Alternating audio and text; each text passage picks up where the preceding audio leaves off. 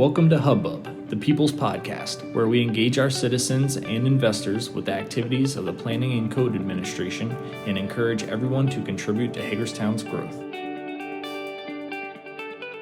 Well, welcome everyone to the January edition of the Hub-Bub Podcast. We appreciate you listening to this month's broadcast. I'm here with the wonderful man, Donnie Harcum. Hello, how are y'all doing? All right, my name is Sean Brown, and again, it's good to be here. And Donnie, how are you doing? Doing fantastic. No complaints. No complaints. No complaints. Yeah, that's interesting. That ties right in with what we're talking about today. Customer service. And normally when we think about customer service, sometimes the first thing that comes to mind is complaints, right? Exactly. Yep, it's so easy to complain about something, and when it deals with customer service, we hear a bunch of bad complaints, but that's easy. There's also a lot of good out there as well. So. Yeah, absolutely. When we think about all the companies out there that offer a product or service, a lot of them offer the same thing. Mm-hmm. But what makes them stand out above the others is how they treat people. Exactly. Their customer service. What comes to mind, I think about Amazon Prime. Now, I'm not a paid endorser. No, we are I'm not sponsored. We are Amazon not sponsored by Amazon. No. But I'm really realized that I've begun to not like Amazon Prime. Whoa, that's a controversial opinion there. Yeah, I know. I'm sure there's a bunch of gasps out there. Yes. But let me clarify that. I like Amazon Prime. Have I ordered from them? Yes. Have I ordered from them several times? Yes. That's why I don't like them, because they make it so easy. They have great customer service. At least that's been my experience. I was watching a video recently, and the parents were around their small child, and they were wondering how he got this package. Well, the small child was able to just order the package on Amazon. It was that easy. Oh my. So if we order from Amazon, we know how easy it is to order. Well, maybe the child had been watching, and so they didn't even know it. Wow. Yeah. But Amazon makes it so easy, even if there's something wrong, no questions asked. It's just easy to return or exchange something. So, we have those good experiences out there that really show us what good customer service is. And we've all experienced them, probably even you, huh? Oh yeah, and you're absolutely correct. And a lot of times when we think about customer service, we think about retail, either in the store or an online order that we may have placed. But I had an exception. I had a great experience at my dentist's office. So one day I was on my way into work. I was biting my nail on my front tooth. Terrible habit, and I haven't done it since. But I was biting my nail and I broke my front tooth in half. So here I am driving into work and I have half my tooth in my mouth. It was not a good look, let me tell you that. So I'm freaking out, I get to work and I end up calling a different dentist in the area. What can you do? I didn't think I'd be able to get it fixed that day. I came across a dentist's office that they told me to get in right away and they'd get me set up. And sure enough, I went in. They were very friendly. We had some laughs along the way, mainly at my expense, but that's what I get. And I understand, things worked out. The dentist had an opening that day that they could get me in, but it worked out and they were amazing along the way. And at the time, I didn't have a dentist. So from that point on, they were my dentist. They gained the customer by offering fantastic customer service. And here I am. I got 2 front teeth. Awesome. And you look better for it. So thank you. Anyway. Yeah, so our experiences that we have personally, they help us to see and identify with what is good customer service. And we come to expect that and most of the time, and then even when it's unexpected, like in your case. Exactly. We appreciate that. What's interesting, and the reason we're talking about this today is in connection with what we do as a department. We're permit and we're inspections. So it's quite possible and understandable that when people come to us, because we offer customer service, we offer a product, both to the public. Right. Whoever need it, right? Yes. So there may be that same expectation with us as with everybody else when it comes to the level of customer service. Mm-hmm. And so although we try to do that as much as we can, and we have training, we'll talk about that in a little bit, there are situations and scenarios where it's difficult. It is. Yeah. You're right. So just to give our listeners an idea of what we do, and we're just going to share some statistics over the past year that our office has done. We processed permit applications in excess of 2,500 last year. We accepted 276 zoning applications. We conducted well over 13,000 inspections. That's initial inspections when someone pulled a permit. That does not count re-inspections on the license side. And then we processed well over 5,000 licensing applications. That includes for rental program, the vacant housing program, and contractors. So we're talking about well over 20,000 transactions. Wow. At minimum. I don't know. It's well over that. That's amazing, and that gives us plenty of opportunity to interact with the public. Yeah. So unlike Amazon, when it's one-click ordering, a lot of what we do is very complex. Yes. It takes research, and because we have a lot of things that we have to work by as far as standards and guidelines that are of important nature, we have to take our time and make sure we get it right so that we avoid additional confusion and problems. So we mention that because really what we want to share with our listeners is that our goal is to offer the best customer service possible while maintaining the standards that we have to, that we must do. And so that's what we're going to talk about. We're going to talk about what we've accomplished so far, what are our future goals to improve our customer service, and just continuing to look for ways that we can maintain and continue good customer service. So I know that you see that as much as we do in the department, Donnie, and so maybe you could share with kind of what's involved with us when it comes to good customer service. Sure, definitely. So within the government, especially local government, we have different departments. We are just one department within the government. And so what does customer service look like within our department? We are the Planning and Code Administration, and we are a regulatory agency within the City of Hagerstown's local government. So that makes it kind of difficult when it comes to providing that good customer service that people are used to when they go to a retail store or a restaurant. Our jobs are to determine if people meet local laws and ordinances. Our elected officials approve these ordinances, so we have to be cognizant in how we communicate these to the public. At times, our office is in a difficult situation with customer service. Here's a couple examples. If a neighbor voices concerns with a neighbor's property that are in violation of the city code, our job is to cite those individuals. Now say we do issue a notice.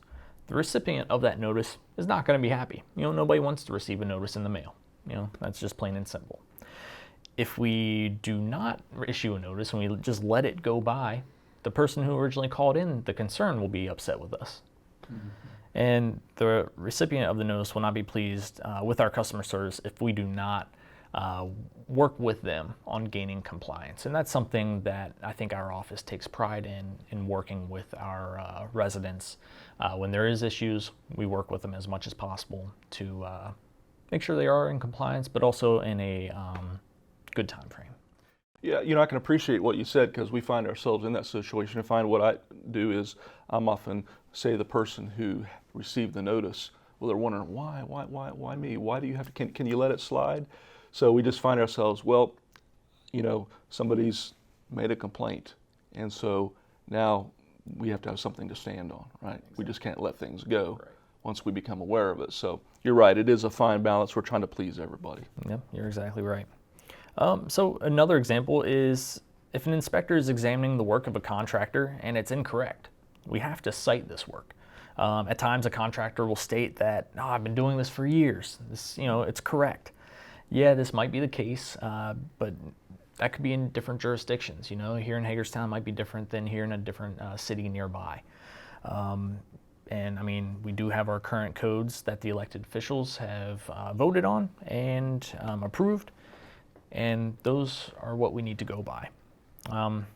On the other side, the property owner won't be pleased with our customer service if we do not hold the contractor accountable for their work. And if the contractor, and the contractor is not pleased with our customer service if we don't accept methods of work that they are used to. So we do understand both sides of customer service, just mentioned. And the question is, how can we give great customer service to both sides and still meet the desires of our citizens, our contractors, and our elected body? Our overall customer service goal is for our department to be understood why we do what we do and how we can all work together to meet the goals of the community and citizens. So maybe to summarize, what we're trying to do is we're trying to make a lot of parties happy all at the same time. Exactly. Yeah, and that doesn't always happen.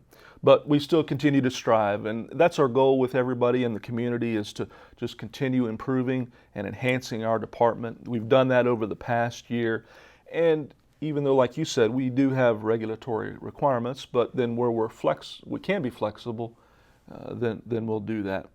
So here are some things that we're in the process of doing. For example, just to kind of make the whole, we know that when people come into our office, they can spend a lot of time. Mm-hmm. So we've looked for ways to kind of condense that time. And what that means is the more the homeowner or the contractor, whoever they are, the more they can do on their own time at home, then that's less they have to do in our office. So for example, when it comes to application forms, all that information that's needed in the office, they can do those forms at home.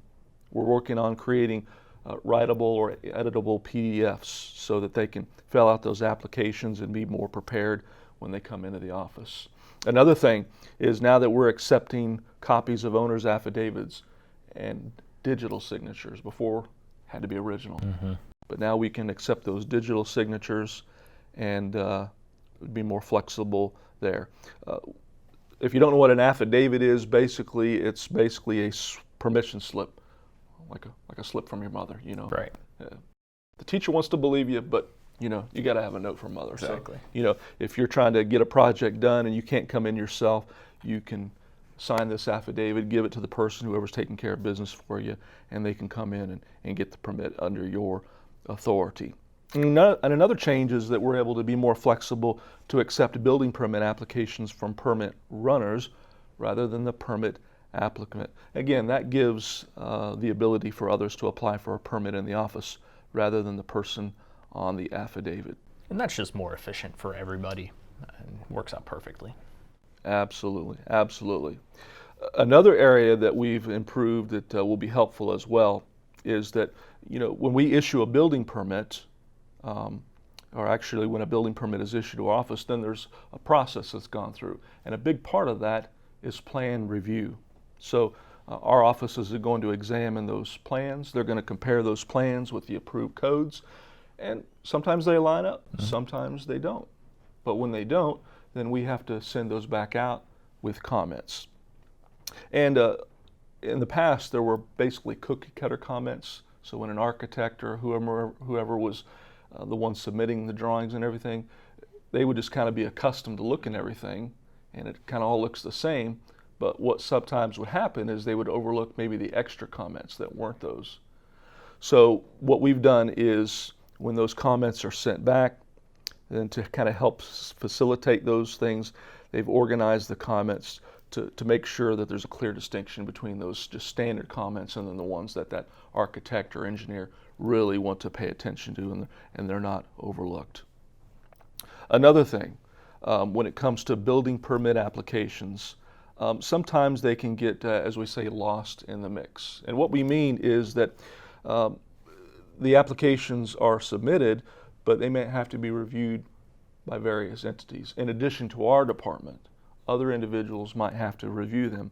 Well, to keep that flow from going or not falling through the cracks, each week, every Monday morning, everybody's notified of where that process is. And so if there's something that's incomplete, everybody's made aware, they can stay on it. And this really has helped keep permit reviews moving forward and shorten the time from permit application to permit issuance. We know people appreciate that. Time is money, right? That's the truth. Yeah. So another area, several enhancements to our online abilities for applicants to obtain information about their permit statuses. This is huge, especially in the digital world that we're in now. This just gives everybody an easy way to access that information. Yeah, yeah. We're both homeowners. When you were in the homeowner process, how many times did you wonder where's it at? Oh my What's gosh. going on, Yeah. right? Too many to count. Yeah. Yeah, yeah. So naturally. So what we have is now applicants, they can track the plan review process, and they can really determine which departments have reviewed the plans and which have not. So they're always going to know where they are in the process. And sometimes that can be difficult. That system of finding out the status can be a little challenging. Well, there are manuals that can be of help so that they can navigate that system and see how the plan review process works, how they can pay for permits, get their inspection results, and so forth. Another nice thing, and we've made adjustments in some of the process with our inspections, and really what we've done, and we'll touch on a little bit later, looked at other jurisdictions, see what they're doing, what works, and then if we can make things easier the same, why not do it? So we now waive the permit application fee for a single water heater replacement. A permit's still required, but the cost of the permit now is $35 as opposed to $100. Wow, that's a very big difference. That is significant. And then a report was also created to notify permit holders about permit expiration dates. Naturally, people get involved in the work, other things are happening in their life. 6 months goes by so fast. Yeah, and then before they know it, 6 months is gone and their permit's expired, and that just creates other issues that involve time. So what happens is, after 5 months, if there's no activity that's been done, that the system sees that permit's just kind of been dormant for 5 months, there's going to be a notification, a letter sent out to the permit holder stating that permit's going to expire in 1 month if no activity is taken on the permit. And we'll even include with it a letter with an application for the permit holder to extend that permit for another 6 months for a fee.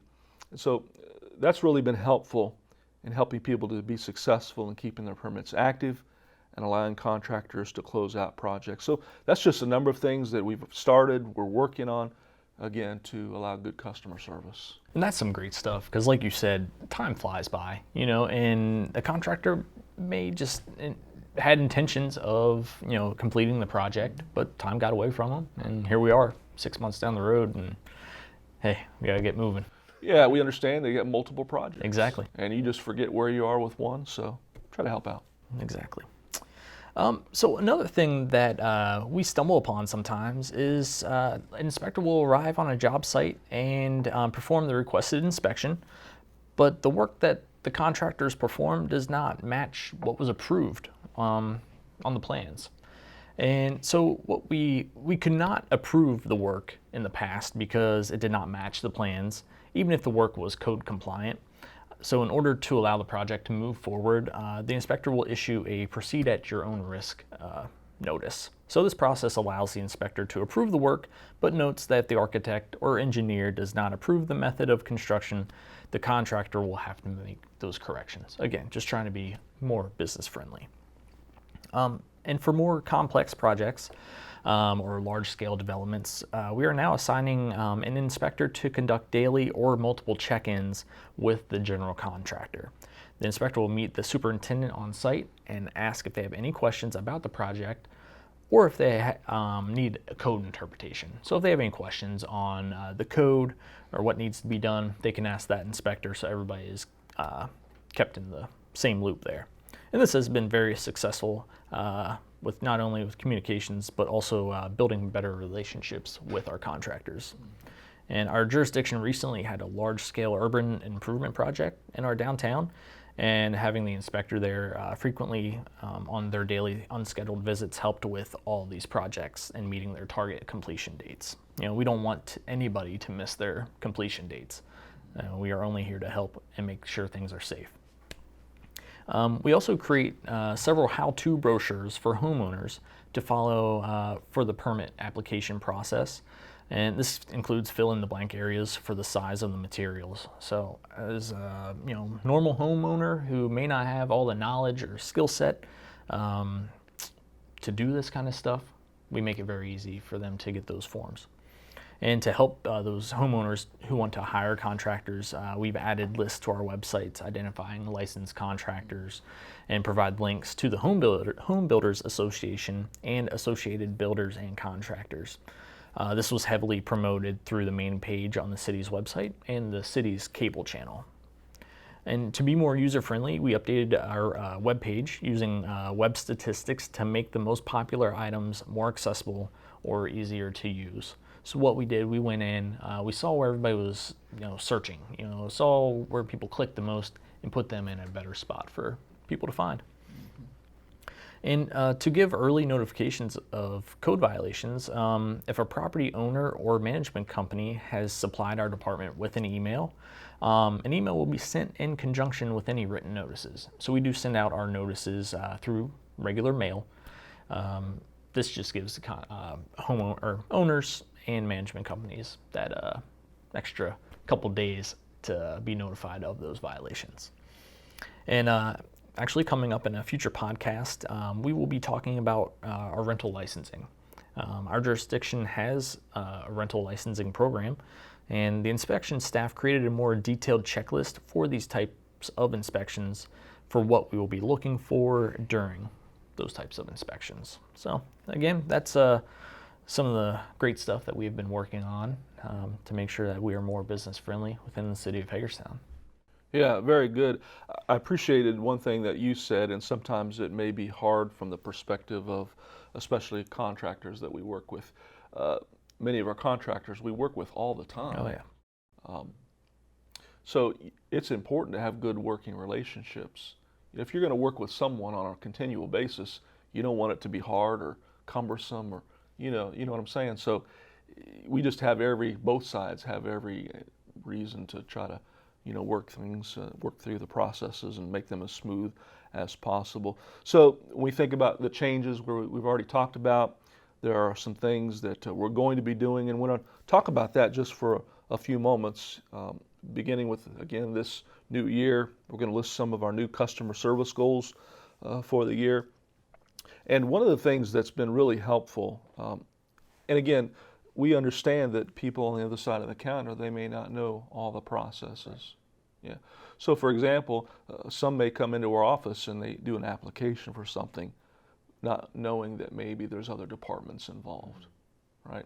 So for example, when it comes to electricians or mechanical contractors, there are things that they do specifically that involve more than our department. They may involve, for example, the fire marshal's office. Right. But they may not know that. So we've kind of done a twofold thing there to help them out. We let them know it's on the application that they must apply at the fire marshal's office for the work that they're doing if that's required. And then we've also send a list of these types of permits obtained from our department that they've submitted, and we give them to the fire marshal every Friday afternoon. So that now the fire marshal has who's completed an application, their address, phone, and email information, so then they can reach out to them to say, hey, where are you at? Can we help? To get you going in that direction. So that's good. Just helping and being proactive, not expecting someone should know, but really helping them to understand that. Another thing is that we're going to be doing is to create the ability for contractors to submit permit applications online. So what that means is that one will be able to take an application, fill it out, and enter that, just like we just said, online. One thing that we would like to do that right now. Of course. Yeah. So, but as we know, technology sometimes is hard to keep up with, and so far we just haven't had the technology, the software to do that. But that's something that we're working on. Is we're going to create a way for an applicant to submit permits to our department online. And in fact, for building permits, we're going to create a process for online applications, but a paper copy will still be required. They can just mail that to our department, but they get the ball rolling much quicker. Mm-hmm. So the reason is that when we think about that paper copy is that we still have to have a hard copy. They have to be stamped and approved, and those have to be available on site when our inspectors do their inspections. Here's another nice program. I appreciated this because, when you think about For example, stores, retail stores like you were talking about earlier, they've got products and they got customer service, but isn't part of their customer service the environment, the experience? Oh, right? yeah, exactly. I mean, they spend millions of dollars, right? Oh, yeah. Yeah. Really, it's no different with us. Yes, we're offering a product, we're offering a service, but we're offering an experience to customers. That's not only just in our office, but the city experience where they live. So just as important for people is to be able to be happy where they're living while they're doing their work. Exactly. Yeah. So this is a beautiful program that we're in the process of implementing. It's a program called Building Blocks. It's a software program developed by Ptolemy. I hope I pronounced that right. I think you did. All right. So basically, just to put it in a nutshell, is what this software will do is it will take data from multiple places to give inspection, police, and fire staff the ability to pinpoint properties that are causing blight in our communities. Quite frankly, in the city of Hagerstown, we have a decent amount of that, just like many communities. So that's one of our things that we want to focus on. The problem is that we don't always have all the information or accurate information about these blighted properties. So this Building Blocks software is going to help us to do that. It's going to grasp all this data, it's going to put it together, and it's going to give us an accurate picture of these blighted properties so that we know the right action to take. I'm looking forward to Building Blocks a lot. It's going to give us a lot of great tools to be more proactive about these properties as well, and not so much reactive. So we're jumping ahead of those concerns that are called in by our citizens. So it's going to be great for customer service all around. Yeah, absolutely. What really is going to do for us and for you as customers in the city, it's just going to allow us to better protect the neighborhoods, give property owners confidence in the ability to address their neighborhood concerns. So when people come to us and say, hey, what's going on with this property? We can really more accurately tell them, and then this is what we're doing. Right. So really, really nice thing. We look forward to using that in the very near future. Now, another thing that we've been doing, we have done, and I kind of enjoyed this, and we all had to we're able to have a part in this. What we're able to do, just like other jurisdictions do, we look at other jurisdictions. What are they doing that really stands out, that makes helping their city really, really a positive thing? So that's what we've done. We've looked at the best practices of other jurisdictions, see what they do, how they implement them. And we've talked to them. We've even done ride-along programs. So a couple of us will just ride along with another inspector or somebody in their department, and we'll kind of boots on the ground, see what they're doing, how they handle things. So that's been really beneficial. And so when we do that, what that allows us to do is to make adjustments as well. If it can help us improve, then we can implement those things in our own department. And just to make everybody aware, what we'll have coming up, March 7th and 8th, please mark your calendars. We will have, our department that is, will have a vendor booth set up at the local home show. Again, March 7th and 8th, and it's at the Hagerstown Community College in the ARC facility. And so there, staff will be there throughout that time period so that anybody in the public wants to come up and talk to us, we can answer any questions or concerns. Feel free. There's really nothing you can't ask that, that we won't try to answer. Exactly. Might not have an answer for you right away, but we'll get you the correct answer regardless. Yeah. If you look at our new fancy backdrop here, if you could look for that at the home show, you'll easily be able to find us. So I'm looking forward to that. Me too. So continuing with some of the things that we are constantly doing to provide better customer service is we take continuing education courses throughout the year to remind staff of how to provide great customer service. And this year will be no different, as we have several planned already for the year. We are going to continue to grow our social media accounts and following and business connections. We're doing this because we want to show that we're being transparent with our operations. This is not only for Facebook, Instagram, LinkedIn, but also on our podcast on YouTube and Anchor. We want to thank those doing great work in our city, but also want to educate people on why we do things that we do. We don't just do it to do it. There's a reason behind it, and most of all, it's mainly for your safety. An item that we've been doing over the last 2 years that we are going to continue to conduct this year is meeting with architects and engineers on large-scale projects prior to permit applications. And this is a way for staff to examine plans with the design professionals prior to the application, and some modifications to be code compliant could be addressed before any formal applications are made. And every time a permit application is made with our office or an inspection is conducted, the property owner or contractor will be sent an email for a customer satisfaction survey. And that just keeps us in the loop on how we are doing and to seek out any feedback that might be out there. And we're going to continue to improve our consistency on inspections. So we have multiple inspectors in our office and we conduct the same types of inspections, but at times one inspector may cite something or accept a method of repair that another may not. And I can tell you this is something that we are constantly meeting about and working on to make sure that we are all on the same page. Because we want to be consistent on these inspections so an owner or contractor can expect the same inspection no matter who is conducting it. This is always a challenge, but we do understand the concern for our community. And in today's age, everything is desired online and on a website. Like Sean mentioned before, we're doing a lot of online enhancements, and we're going to make those enhancements to our website and to direct people to those areas to help them be more successful with their ownership of properties and their work on their construction projects. So. Yeah, outstanding. Again, when we put this all together, the point that's being made is that there is value in offering good customer service and constantly improving. After all, last year, contractors, developers basically invested over $63 million in the city of Hagerstown.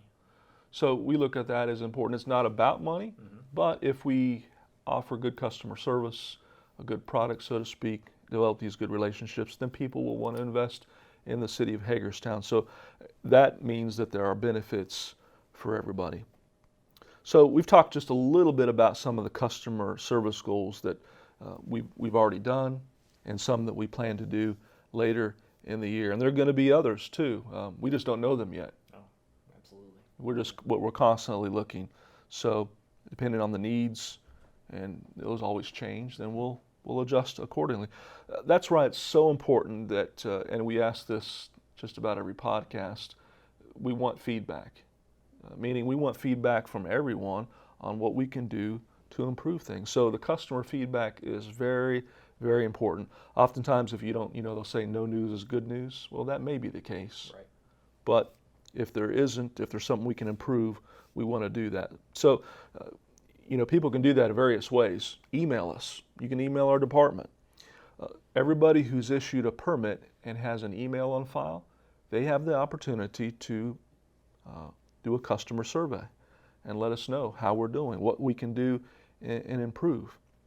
In fact, I think you alluded to it, but on our homepage for the department, there's a section down at the bottom called Business Friendly Enhancement. And it highlights a lot of the things that we mentioned, but a lot of other things that we've done to make things better. You'll find there FAQs, frequently asked questions. You can find the applications and forms. So we've tried to do everything we can to be user-friendly, whether it's the homeowner or the developer. So hopefully we've done to that today, and we'll continue to do that. Exactly. And to go along with what Sean was saying, make sure you're following us on social media. Obviously, if you're listening to this now, you found our podcast one way or the other. You can search for our department by going to Facebook, Instagram, or LinkedIn, doing a search for PCAD, PCAD, or the Planning and Code Administration. And you can subscribe to the podcast on Apple Podcasts, Google Podcasts, Spotify, and Anchor. And also, if you haven't yet, go give our YouTube channel a look so that you can watch the Hub-Bub Podcast and any future videos that our department releases. And on all of those platforms, there are plenty of ways to get in contact with us. There's usually a contact button on there that you can get a hold of us with those questions or any feedback that you want to send our way. So now to the fun part, our weird news story. I don't think we had one last month, but we have a good one this month. Yeah, I mean, they're kind of hard to find. They are. But you get them, so. All right, so what we have here is the title of it is A Fake City Inspector Steals Cell Phones During Bogus Safety Inspection. All right, so a guy went into a cell phone shop in Ohio, posed as a city inspector, just like you and I, and he said that he was there to do a safety inspection, and he ended up going throughout the entire store, went into their stock room, and that's when he was caught on camera. He was caught on camera taking the phones, and he went into the bathroom, unboxed all the phones, and threw the boxes to the phones in the trash. That's where the employees found him and figured out who it was. So while this is funny, it's also kind of scary. Anybody can impersonate anyone. We are clearly identified, as you can see on Sean and I's shirts. We also have IDs that we can present if somebody was questioning who we are. So again, always be cautious of who you let into your home or business. Yeah, I mean, we live in a day age, you just can't be too afraid for somebody to identify themselves. You're exactly right. Yeah. All right, so next month's topic, site plan processes. Okay. Now, does it sound delicious? Yes.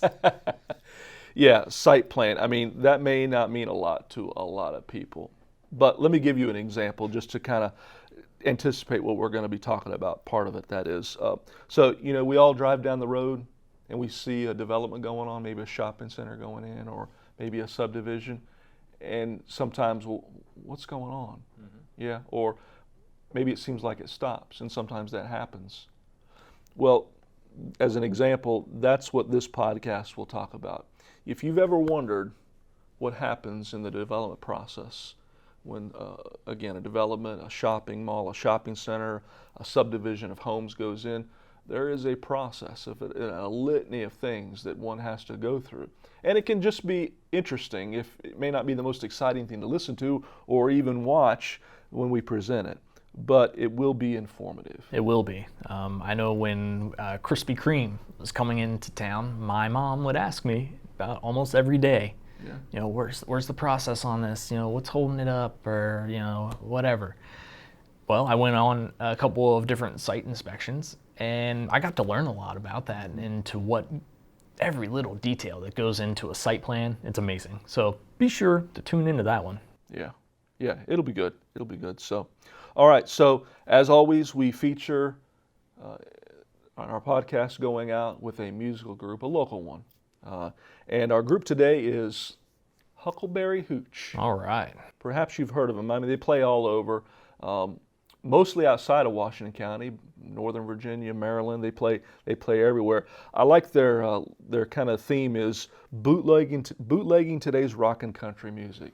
Nice. So what is kind of like a fusion. They'll take modern country and then kind of put a rock sound to it. So it's pretty interesting. These are very energetic guys. The band members are Wayne Hess, Brian Appel, Steph Doyle, and Nick Lemley. In fact, they had mentioned to me that, hey, if anybody wants to apply, they're looking for a keyboardist and a female vocalist. You gonna hop on that? I'm a player, by the way. Well, thank you. I can play the radio. That's it, Donnie. So anyway, but really energetic group. Check their Facebook page, FB at Huckleberry Hooch Band. You can find them there, and check their upcoming events calendar. In fact, they're going to be playing at Benny's Pub right here in Hagerstown, Friday, January 24th from 9 to 1. So Nice. You could show up there, eat a little bit of dinner beforehand, no cover charge. Finish eating dinner and watch a little Huckleberry Hooch. Great. Yeah? Yeah. All right. Well, excellent. So let's take out our podcast as we listen to Huckleberry Hooch.